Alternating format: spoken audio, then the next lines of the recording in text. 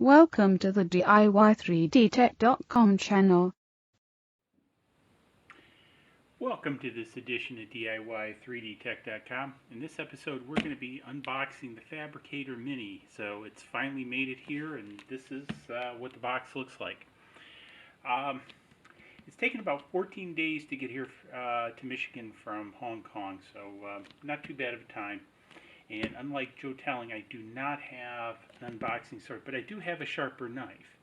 Also, I don't have the accent Angus does, but I do have a Michigander accent, so I guess we'll just have to make do. So, and again, also thanks to Chuck Hellebuck for pointing out that these were back in stock at Hobby King. So, the second I seen that, I jumped on this. So, one of the pieces I want to talk real quickly about is again, why getting this particular printer? So actually inspired a little bit by Chuck. So one of the things that I want to do is to be able to share a little bit of 3D printing technology. So one of the things I'd like to do is potentially take this to my grandson's school for show and tell or something like that, and actually show it off. And it's small enough and portable enough to do it. Now, one of the things I did do is just like Chuck did, and I hope this works for the 1.5, is actually order the LCD and SD card, and I'm going to print the unit for making it all one unit, so you can put in the SD card and print from there. The box is rather small, though. I was surprised, being used to getting large boxes in the mail. So in short, we're looking at about 13 by 13 and a half for the top. It's about 16 tall, and so basically 13 by 16. So that's the size of the box. Now I'm interested to see also, while this came in via Swiss Post, or at least it was tracked as Swiss Post, it actually ended up being delivered by the United Postal Service. So that was an interesting little bit, because I did. A number of people mentioned that they had already received their printers. I opened up a claim with Swiss Post just to be on the safe side, and they indicated that what they do is they deliver it to the U.S. Postal Service, and then the U.S. Postal Service actually brings it to the door. So just sort of a heads up if you're expecting one. Now this looks a little bit different than when already from what Angus unboxed. So let's see. So we have some of this stuff. Get it out of the way. Because when Angus pulled his out, he had, if I recall, a bunch of foam. So I don't see that with this. So I'm going to have to... So, ta-da!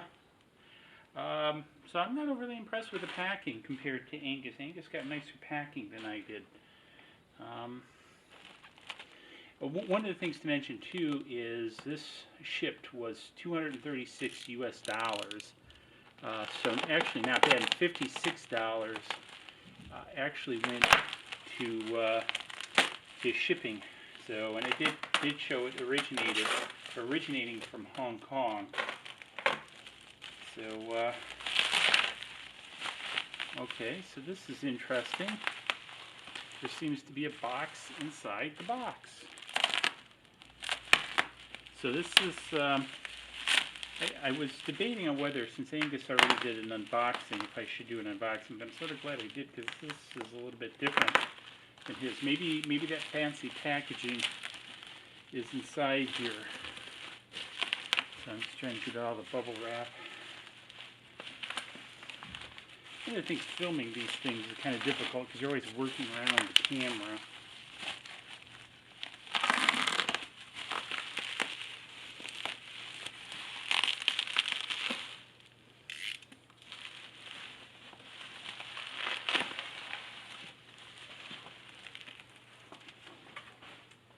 Okay, so we now have another box inside of a box. This box is about 11.5 by 8 3/4 by 13 tall. So let's see what's inside this box. Sort of like a Russian, set of Russian nested eggs. So we do this.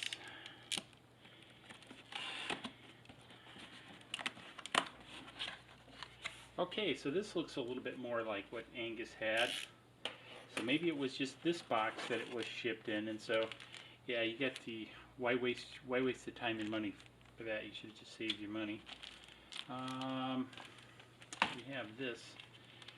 One of the things I've been experimenting with getting some build sheets. Now this looks like just some blue painter's tape, not even a build sheet. I purchased some cheap knockoff build tack type sheeting from eBay. Looks like the USB cable. And here's the laser cut feet that they brag about in the video. I'm sure that's the power supply. So, the moment of truth. One of the things have been a little bit nervous about, so it's winter here in Michigan, and so it's cold outside, and this has a plexiglass case. And so I've been a little bit concerned that the plexiglass might be damaged in shipping with it being so cold. And so we basically, there's that word again, basically. However, that seems to be about it. And we have power cable for it. And we have plastic.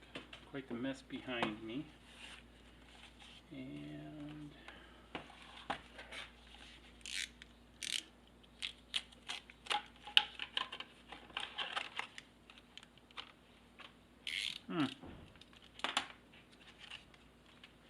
now, interesting, it has a piece of blue painter's tape already down on the bed to print. However, the Bowden extruder is not connected. I wonder what the reasoning for that was. So I'm assuming, and then I'm not sure. This looks like the Z-axis, so I'm not sure if something goes on top of there. I'm sure we can make something go on top of there. So, this is the Fabrikator Mini. So cute little thing, and again, nice and portable. So can take it around. I think actually for a lot of the smaller parts of prototyping stuff, this will be a really fun little printer. And seriously, for 200 and some bucks, if you're on limited space and budget, I think this is a pretty good idea. Now, like I say, I've ordered the SD card and LCD display from China, so e-packet delivery. I got it off eBay for $11. So it's like, wow, I can't go wrong at that. I'm just kind of curious. Let's take a look at the bottom. So it also looks like in the bottom that the ports are there. See the two ports? So the LCD, I believe, should work. This is one of the things that I was a little bit concerned with, is that this one might not work with the LCDs. It appears this is where the USB plugs in, and this is the power connector. And so cute little stepper motors, tiny little buggers. So yeah, really cute. The plexiglass seems to have made it intact, so that's all good. Nice finish on the edges of the plexiglass, so probably laser cut.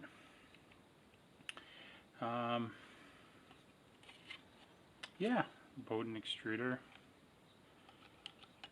So I like that that's open, so that's good. Wow, I can't wait to get it printing. So let's do a quick look at the setup book. There's the setup book. I think this is still recording. And so it talks a little bit about the various setups of it, on the pieces, the origins. I went with I'm a little bit envious of Angus. I went with the clear for, as Chuck pointed out in his video, or not actually his video, he was commenting to Angus about what color to get, because Angus went with the orange. I got to tell you, the orange is cool. I got this for video purposes, so it'd be easier. However, I got to say, Angus, I'm a little bit envious of the orange. Maybe I'll have to buy another one, just to get an orange one. Talks about Repetier, talks about the setup. I really don't see anything about connecting the